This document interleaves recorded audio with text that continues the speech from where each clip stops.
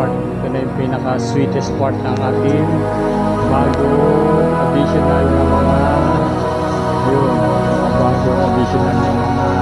breeders tank tsaka isolation.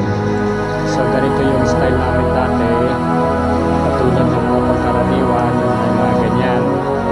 Kaya kami nagbalik kami sa ganito kasi yung 28 doon na 28 piraso na box na pang breeder ay puno na.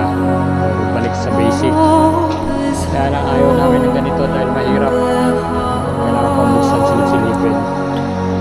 Tapos lalagyan nila yan doon. Tapos ako dito. Ako ang maglalagay dito.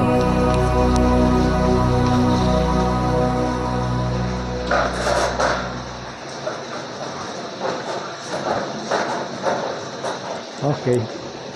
Sige na kayo.